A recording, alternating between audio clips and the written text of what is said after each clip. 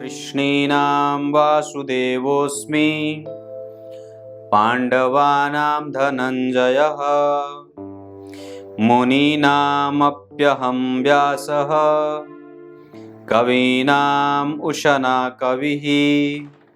प्रिय दर्शकों नमस्कार। एक बार फिर से उपस्थित हूं आप सबके सामने सोमवार के बाद मंगलवार के कार्यक्रम में। कभी भी कोई भी व्यक्ति कब अनिद्रा जैसे बीमारी से ग्रसित हो जाता है, इसी विषय पर चर्चा लेकर के उपस्थित हूं।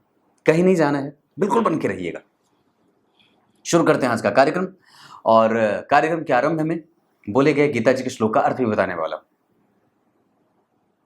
और क्या बताऊं, हाँ ये बोलना था कि आप लोग अब मेरे एप्लीकेशन से भी मेरे यहाँ अपॉइंटमेंट बुक कर सकते हैं। वहाँ पे भी पेमेंट गेटवे खुल चुके हैं और वहाँ से भी आप डायरेक्ट जो है वो पहले तो आप लोगों को एप्लीकेशन जो है वो डाउनलोड करना होगा। नाम है JYOTISHHILAKSHYA ज्योतिष ही लक्ष्य। और इसका जो है वो एप्लीकेशन मिला और वहाँ पे आपको वीडियो भी मिल जाएंगे प्रत्येक दिन के कार्यक्रम के। और वहाँ से आप हमारे यहाँ के जैसे कुंडली दिखाने के लिए अपॉइंटमेंट भी वहाँ से बुक कर सकते हैं। वहाँ पे ऑप्शन मिल गया है बुक एन अपॉइंटमेंट का, वहाँ से भी आप ये काम कर सकते हैं। वही आपको विषय पे लिखा था।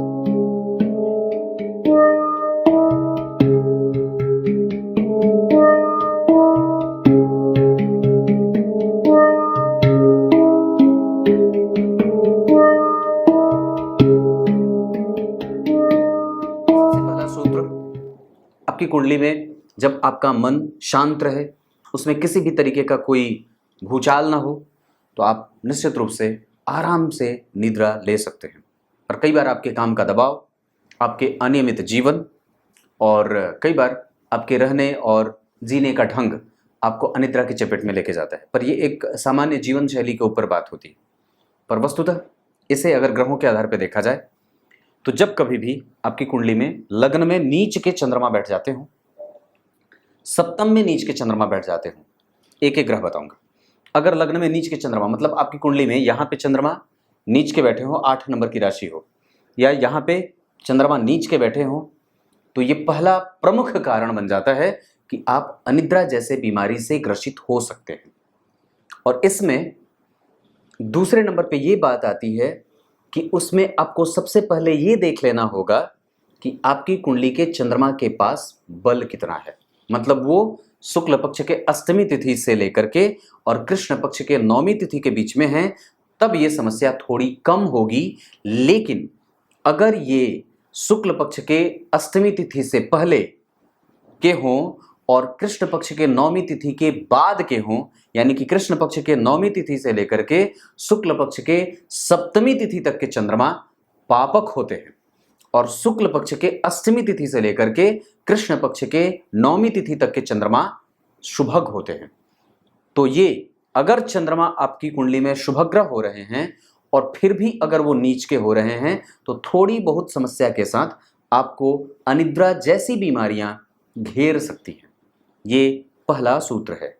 अब दूसरे सूत्र पे लेके आता हूं। दूसरा सिद्धांत ये कहता है कि अगर आपकी कुंडली में चंद्रमा जहां कहीं भी बैठे हों, जैसे मान लीजिए यहां बैठ गए, मान लीजिए यहां बैठ गए, मान लीजिए यहां बैठ गए, मान लीजिए यहां बैठ गए, या फिर यहां बैठ गए, या किसी भी भाव में बैठ गए, किसी भी भाव में अगर चंद्रमा बैठे हों और उस पे अगर राहु की दृष्टि पड़ जाए, या वो केतु के साथ बैठ जाए, या वो राहु का संग कर लेते हों, या राहु के संग बैठ जाते हों, या राहु से पीड़ित हो जाते हों, जैसे शनि भी देख लिए चंद्रमा को, राहु भी चंद्रमा को देख लिए, केतु भी चंद्रमा को देख रहे हो कहीं से, तो ये जो स्थिति होती है वो व्यक्ति को अनिद्रा जैसी बीमारी से घेरने के लिए उसकी पॉसिबिलिटीज कई बार कई गुना बढ़ जाती हैं। मतलब आपको ये चेक करना है कि आपकी कुंडली में चंद्रमा कहाँ बैठे हैं और जहां राहु बैठे हैं क्या वो वहां से गिनने पर राहु से 5 घर आगे, राहु से 9 घर आगे और राहु से 7 घर आगे बैठे हैं।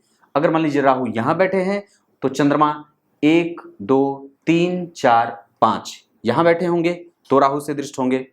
अगर राहु यहां बैठे हैं तो चंद्रमा 7वें यहां बैठे होंगे तो राहु से दृष्ट होंगे।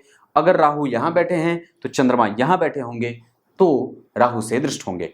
ये स्थिति आपकी कुंडली में अगर चंद्रमा को दूषित कर रही हो राहु की दृष्टि, तो आपको अनिद्रा जैसी बीमारी परेशान कर सकती है, जिसका कारण होता है, जिसके प्रभाव में आकर के कई बार व्यक्ति बड़बड़ बड़बड़ कुछ भी बोलता है, अलबला सा होता है, बेवजह की चीजों पे तर्क करता है और बकवाद करता रहता है मेरी तरह कई बार।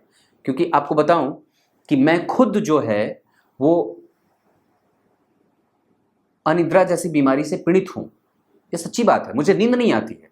मैं रात में 3 बजे, कभी 3:30 बजे तक, जबकि मुझे सुबह जगना होता है संध्या करने के लिए, तो मैं रात भर, कई बार तो मुझे ऐसे, हाँ, कब कब सोता हूं बताता हूं। मैं जो है वो सोता हूं 6 बजे, मेरी कुंडली खत्म होती है, तो 10 मिनट का मुझे वक्त मिलता है जब मैं कपड़े प्रेस करता हूं। तो कई बार जब मैं कह देता हूं किसी से, अपने घर में किसी को भी जो होता है कि थोड़े कपड़े प्रेस कर दो मेरे, उस समय मैं सो लेता हूँ। 10-15 मिनट मैं उस समय सो लेता हूँ। बाकी सुबह 10 बजे से लेके रात में 2 बजे तक आप आमतौर पे व्हाट्सएप पे आप आ जाइए, मुझे चेक कर लीजिए, मैं वहाँ पे आपको आराम से मिल जाऊँगा 9572 वाले नंबर पे। पर जो है वो इस कारण से भी जगना पड़ता है। दूसरी, मुझे नींद ही नहीं आती। और तीसरी ये बात भी हो सकती है कि आपके ऊपर काम का दबाव भी है। तो ये बात है। हाँ, कब और भी ज़्यादा नींद आती है, कब? दिन में जब बहुत थका हुआ हो व्यक्ति, तो उस दिन, बहुत दिन के, महीने भर के बाद, 2 महीने के बाद एक बार बहुत गहरी नींद में चले गए, तो उस दिन जो है वो ऐसी स्थिति बनती है। हालांकि वो अब वक्त धीरे धीरे कम भी मिल रहा है, तो ये बात होती है। तो ये दूसरा सूत्र था जो मैंने आपको बताया। अब तीसरे सिद्धांत पे लेके आता हूँ। अनिद्रा के बारे में अगर तीसरे सिद्धांत की बात करते हैं, ये मैं प्रमुखतया बता रहा हूँ।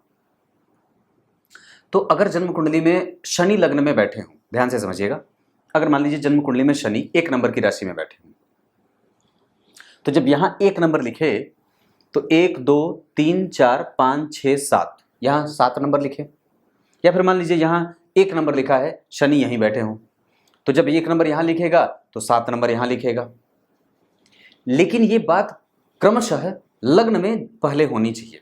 मतलब लग्न में ही शनि नीच के बैठे हों, या लग्न में ही शनि राहु के साथ बैठे हों, या लग्न में ही शनि नीच के बैठे हों और वहीं पे चंद्रमा भी बैठे हों। लग्न में शनि बैठे हों, मूल सिद्धांत पे आते हैं, लग्न में शनि बैठे हों नीच के 1 नंबर में, और यहां पे तुला राशि के सूर्य बैठे हों और उनको वो देख रहे हों, तो व्यक्ति अनिद्रा जैसी बीमारी से पीड़ित हो जाता है। वो रात रात भर जागता रहता है, कभी ये करवट कभी वो करवट, और वो करवटें बदलता रहता है। तो यहाँ शनि नीच के हों और उस पे नीच के ही सूर्य की दृष्टि पड़ जाए, तो सूर्य की जो दृष्टि पड़ेगी वो उच्च की पड़ेगी, और शनि की जो दृष्टि पड़ेगी वो उच्च की पड़ेगी। लेकिन ये अनिद्रा का एक प्रधान कारण हो जाता है। ये तीसरा सिद्धांत था। अब चौथे सिद्धांत पे लेके आता हूं। अनिद्रा के बारे में जब आप चर्चा करें तो इसमें 2 प्रमुखतया ग्रह ही ज्यादा जिम्मेदार होते हैं, जिसमें अब मैं चौथे सिद्धांत में आपको ये बताने वाला हूं कि अगर लग्न में सूर्य और चंद्रमा बैठे हों, या फिर सप्तम में सूर्य और चंद्रमा बैठे हों, और उस पे राहु और केतु दोनों में से कोई एक ग्रह उनके साथ बैठा हो, या उस पे राहु और केतु की दृष्टि पड़ जाती हो। मतलब क्या बात कही मैंने? लग्न में सूर्य और चंद्रमा बैठे हों, या सप्तम में सूर्य या चंद्रमा बैठे हों, क्योंकि ये व्यक्तित्व को दरअसल ले जाते हैं।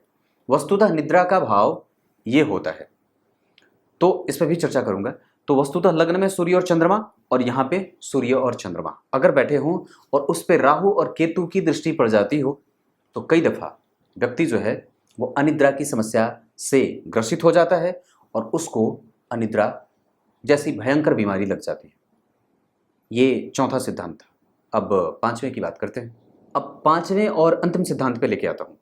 जन्म कुंडली के सप्तम भाव में अगर चंद्रमा और शनि एक साथ बैठे हों, या फिर अगर जन्म कुंडली के लग्न में शनि और चंद्रमा एक साथ बैठे हों और उस पे अष्टम भाव के अधिपति की दृष्टि पड़ जाती हो, या अष्टमेश अगर कमजोर होते हो, या अष्टम भाव के अधिपति अस्त या कमजोर, परेशान, पीड़ित, या किंचित मात्र हर जगह से वो परेशान दिख रहे हों, तो व्यक्ति को निद्रा में जाने में भयंकर तकलीफ होती है।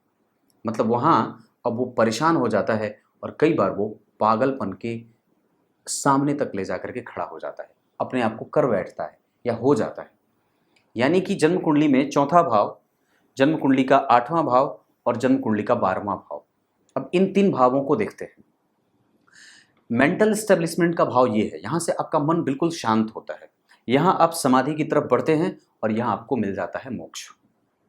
तो जन्म कुंडली के चतुर्थ भाव के अधिपति अगर कमजोर हों, अस्त हों, मृतप्राय हों, पीड़ित हों, पीछे शनि आगे राहु बैठे हों, पीछे शनि आगे मंगल बैठे हों, अष्टम भाव के अधिपति अष्टम में न बैठे हों या चतुर्थ में बैठे हों, या अष्टम भाव के अधिपति 12वें में बैठे हों और शनि मंगल राहु केतु से प्रभावित होते हों, तो ये भयंकर अवसाद ही नहीं, भयंकर अनिद्रा की समस्या में ले जाकर के व्यक्ति को डाल देते हैं, जिसके उपचार के लिए व्यक्ति को डॉक्टर तक को चुनना पड़ता है।